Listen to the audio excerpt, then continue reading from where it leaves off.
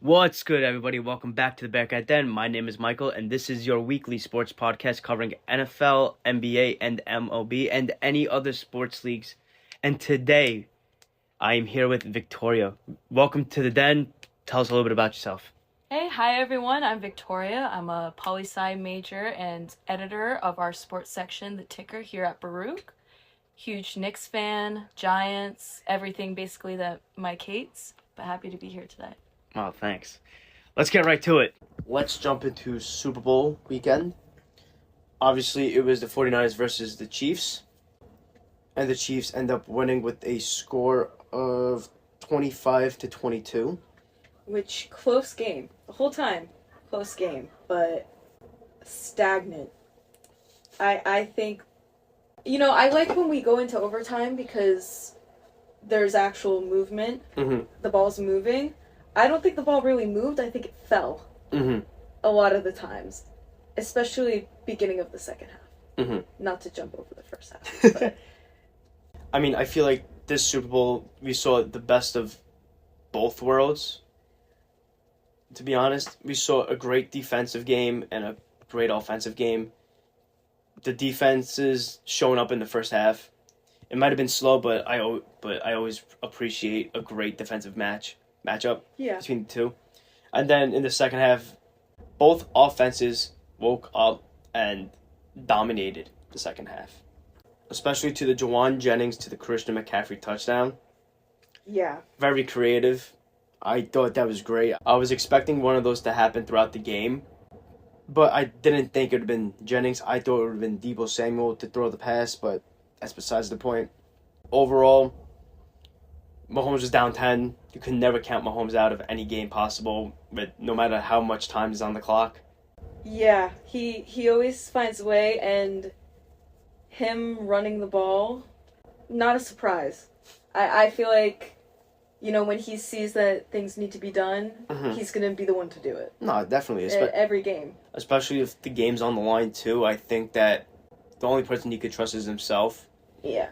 We've seen this plenty of times before. Going back to the Jet game, he ran it for 35 yards, I believe, to seal the game off. Mm-hmm. And then he also did against the Bills, the same exact thing. He took it himself, especially during the Super Bowl. Taking it yourself on 4th and 1.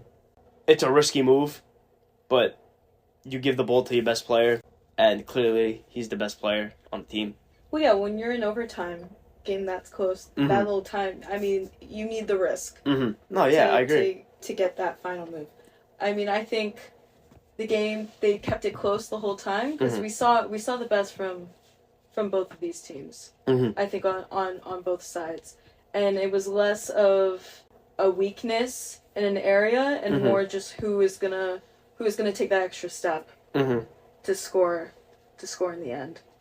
Honestly, I think that if Chris Jones didn't stop that third down conversion in overtime, I think the Niners would have won, because in the top right corner, Jennings was wide open. But again, everybody says, "Oh, Snead this, Snead that. He did this, he did that." But I give the credit to Chris Jones more, because if it wasn't for Chris Jones, the Super Bowl would have been lost. Yeah. I feel like. Yeah. I think that was also a turning point in the OT, because I really thought going into overtime the 49ers were going to win, honestly. Agreed. I was kind of surprised until Jones had the defensive tackle. I was for sure thinking, here we go, changing things up. Chiefs are not going to win back to back, and yet here we are, unfortunately. But what do you think of, Mahomes, this is 3 Super Bowls under his belt at the age of 28. Okay. I'm not entirely sure if he's going to get to a Brady standard, though, personally. I think we're seeing it right before our very eyes. I think he has the potential. I think he has the potential, but I don't think it's a guarantee at the same time. I agree. It's not guaranteed, but the thing is that if you looked at similarities between the two before the age of 30, they're nearly identical. And also, Mahomes makes insane plays that other quarterbacks can't make. If it was another quarterback, it would fall flat. But with Mahomes, he makes something out of nothing. Not even just with his legs. Even with, let's say, he finds a little gap that's wide open between two tackles who toss it in there. Let's say Kelsey, and he will have a game of 15, let's say, or something to extend the play, something to extend the drive.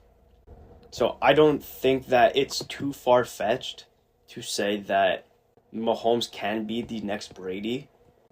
Obviously, the Super Bowl rings matters too in this conversation as well, but I think he's on pace to. I don't think it's guaranteed. I think he's on track to. I agree that he's on track to. Stats don't lie. Mm-hmm. Comparatively, they're very similar, but I don't think they're similar necessarily in the way they play. Mm-hmm. I think Mahomes relies a little too much on himself, and I just question how much longer you could do that for. I agree. I think we talked about it earlier. Time's left. What are you going to do? Take the risk. Run it yourself. Yeah. He's always running it himself. Mm-hmm. And that's great. That's great. But I think compared to Brady, Brady's been a little bit better at utilizing the team he has. I think Mahomes relies way too much on himself, and that can only work for so long. I mean, I think, like, as much as I agree with you, but you can also make the argument that he's kind of done the same thing, because of ever since they traded Tyreek Hill away, they won 2 Super Bowls. Everybody thought they weren't going to win the Super Bowl in 2022 because of their biggest offensive weapon gone. But Mahomes just proved that you don't need nothing seriously around him to make him shine. I believe that's what I want to go with. But 2022, he had Juju Smith-Schuster, who I believe fell off the face of the earth after Pittsburgh. Yeah. Valdez-Scantling is obviously still there. And he also had Mecole Hardman, who was his third wide receiver. Those 3 wide receivers in today's NFL is bottom, I'd say even in the hundreds type of scenario. That's where I would put these guys. But he made nothing out of something. Obviously, Kelsey's there, but the question is that if he loses Kelsey, is he going to regress? And honestly, I do not think so. Because I feel like this offseason, they're going to get an offensive weapon outside of Kelsey. I think they go out and sign somebody in free agency or trade for somebody, considering that's a piece that they do need after everything's said and done. I also believe that if he does get this offensive weapon, I think that Mahomes will not take a step back. And Kelsey said he's playing again next season, so he's not stopping anytime soon. Maybe not anytime soon, but I don't know if his career will be as long as Brady's. But you can also make the case that he could do more than Brady in less time. First person to win back-to-back Super Bowls since 2002 and 2003 being, again, Brady. I can agree with that. I can agree with that. I mean, I personally believe if he retires today, he's a Hall of Famer. In my eyes. He's done enough to prove it. He has. The resume does not lie. Stats don't lie. Not even the stats, just the resume. 3-time Super Bowl MVP, 3-time Super Bowl champion, back-to-back Super Bowl champions, like, outstanding. And at his age, too. Yeah. Especially at 28, obviously it's prime. It's prime time. It is prime time. But I did not expect anything less from him, to be honest. No, I think he put in the work in the Super Bowl. Mm-hmm. I think he utilized what he had, played a good game. I don't think the 49ers had the same experience. I think coming into the Super Bowl, they were the favorites, no matter what. But I also believe that the Niners, I said it earlier on in the season, that I believe the Niners are the best team in the NFL. I think they're the most well-rounded team. I think their offense is magnificent. I think their defense is very good as well, especially who you have on both sides of the ball. And we saw Nick Bosa's impact during the Super Bowl. We always got into Mahomes, but he couldn't finish the sacks. But even on the offensive side, you had Brandon Ayuk, who is an All-Pro this year. Very good wide receiver. Deebo Samuel, who's your gadget guy, also your quote-unquote route tech. Yeah. Route technician. And then you have McCaffrey, who's a Swiss Army knife, who could pound the ground with, or you could roll him out on the line of scrimmage and just send him on a route. Yeah. Again, best of both worlds. And I've read this somewhere. I forgot where I read it from, but apparently when the Niners first traded for McCaffrey, Shanahan told McCaffrey it was always our intention to get you here. Mm. It was the matter of how. It was a matter of when. Yeah. I think timing. He said, yeah. But, again, right place, right time. Team's very, very good. And honestly, I wouldn't be surprised if they make it back again next year. I wouldn't either. I think they have a well-rounded, strong team. Mm-hmm. I think Purdy is a good quarterback Mm-hmm. and good for the team. He had a good season. I don't think it came through, though, the way it did for Mahomes in the Super Bowl game, though. Mm-hmm. I mean, again, I think that no knock on Purdy at all. Love the kid. No knock. I just don't think, it should be your strongest game. Yeah. I don't think it was his strongest game. Mm-hmm. I think 49ers played a strong game. Yes. Agreed. But compared to, the Chiefs, where Mahomes played a strong game, Agreed. I don't think it was balanced enough. And also the things that I believe that if you threw in anybody into that 49er offense, let's say even if it's Sam Darnold, the backup, I think he still would have had a very good game because the game plan would have been simple. No, don't go over the top unless if you see it, stick to the short and the middle routes and beat them up in the trenches. But again, I think not knocking on Purdy, I think any quarterback plug and play would have done fine in that game. Yeah, exactly. It's not a knock on him. It's just he can't set him apart. He was very much just blended in. I would have wanted to see a little more from him, but then you also have to give him props. He's 24. He's still, he hasn't quite reached his prime time quite yet. He's going up against a team. He knows Mahomes is strong, leading his opposition. I wonder if he had taken a little bit more initiative, if we could have seen a little difference in the end result of the game. What do you mean? I just wish he did more. I don't know. I just wish he did more. I think the 49ers played a game that relied more on their offense and defense, but not... I kind of wish he took a page out of Mahomes' book. As in what, taking himself? Yeah, a little bit. He has, during the game. Just more than he did. I just wanted them to win. I'm just gonna place the blame on him a little bit. I think he could have done more. Taken a little bit more risk. Mm-hmm. Just a little bit more. I felt like he played it a little safe.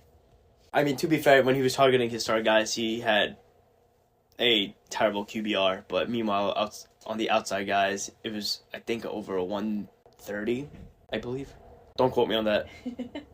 I remember seeing it somewhere, but their star players weren't utilized. No. Because George Kittle didn't dominate. He was a ghost. He disappeared from the offense. Mm-hmm. Brandon Ayuk, all right. He had a pretty decent game, I'm not going to lie. And then Deebo Samuel just was non-existent. Out of their superstars on the offense, I think that McCaffrey was the only one that showed up. That's what I'm saying. Mm-hmm. I agree with that. And I mean, they had the fourth quarter Purdy to Jennings touchdown. Mm-hmm. But I don't remember what quarter it was. But there was one time Purdy tried to make contact and the ball fell flat.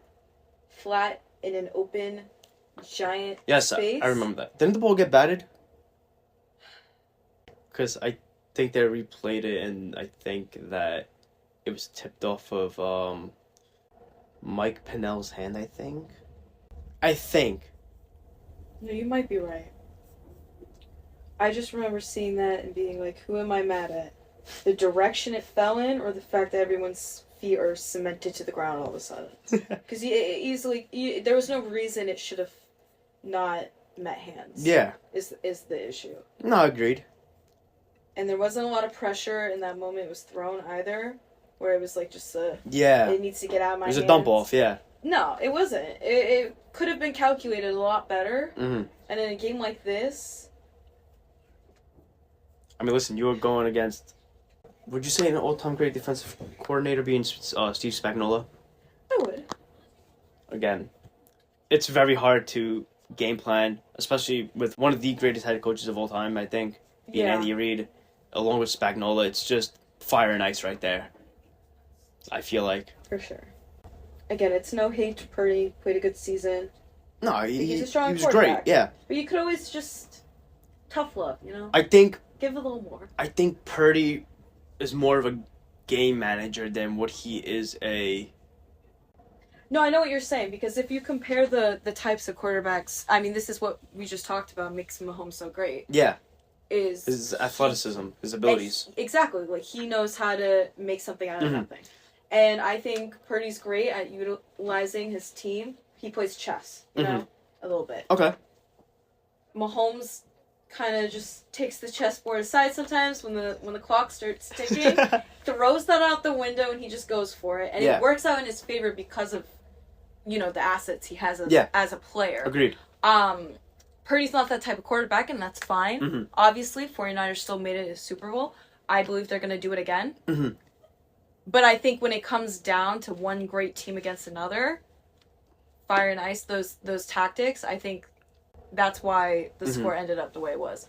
If Purdy perhaps had been the type of player that Mahomes is, strategy-wise, might have been different. But I think Mahomes just had the upper hand in general just because of the way he plays. Agreed. You know, Purdy's not going to do what he did. They're not similar in that way. And also, Mahomes has more experience in the NFL. He knows what it's like to win. He knows the hunger that comes with it about winning the Super Bowl, trying to get back there. Purdy, on the other hand, second year in the NFL, he had 2 good seasons, for all things considering, and he's just gonna learn from this game and try to be back in the same position again next year. I truthfully believe he will be. I think so too. I think this game gave him the taste of that hunger. Yeah. You know, like maybe that's what he needs. I mean, also now, as of yesterday, the defensive coordinator for the Niners got released. Stevie Wilkes, he got released. And apparently it was because the defense wasn't clicking in first or second half, something like that. So, quote-unquote, scapegoated. But, again, I think if they find a right defensive coordinator, they'll be right back at it. Honestly, you have a lot of good guys out there now. You have Mike Vrabel out there, who's a defensive-minded coach. You have Rex Ryan still, who interviewed for the Cowboys, but the job went to Mike Zimmer instead. You also have Bill Belichick out there. You have Pete Carroll out there. These are all defensive-minded guys. If they want to coach again, but I feel like that they wouldn't take anything less than what they have done for right now. Yeah. Because every single year, new head coaching jobs are available. Everything opens up. Affects resume somehow, some way, but again, you still have great defensive-minded coaches out there who can elevate that defense to a whole nother level. So I think that they'll be fine regardless. I think they're in a good position right now. Yeah. I think they have everything they need to continue doing what they're doing, have another great season, come back same time next year. Is it going to be another year of the Chiefs and the 49ers? It might be, but... I don't think so, because I think this was the year of I call this season the year of the backup quarterbacks, because over half the league's quarterbacks went down, and some of the great quarterbacks in the league weren't available for the whole season, because you had Aaron Rodgers go down, you had Joe Burrow go down halfway through the season, you had, I'm not calling him great, but decent, Deshaun Watson go down. Yeah. As much as I don't like him, but that's besides the point. Who else did you have go down this season? You had the quarterback shift with Vegas. You had between Jimmy and Aiden O'Connell. I know that's not great, but still a quarterback change. The whole Derek Carr thing of him getting hurt. The whole thing in Atlanta, which I thought Atlanta was going to be pretty solid, but I don't know. now because of the quarterback position. Like, I felt like this was the year of the backup quarterbacks, honestly. I agree with that. I think the 49ers have a chance again next year. And, I mean, at this point in time, as much as I personally might not want to see it again, we know the Chiefs are going to go far. No, yeah, but I would love to see them not. I mean, make it to a fourth. I don't think that it would be as easy as it gets. I think they had it easy this year. Yeah, they did again because of the year, the backups. Yeah, I don't. And especially Russell Wilson getting benched during they were in playoff pictures. You also had Anthony Richardson going down for Gardner Minshew. You also had, like I said before, the back and forth between O'Connell and Jimmy G. You don't know what Pittsburgh was doing. All these guys are like shifting, I'd like to say. Like in the AFC, and these are all AFC guys. Because honestly, I think if Joe Burrow stayed healthy, I think the Bengals would have gone far. They would have given him more of a challenge, I feel like. Yeah.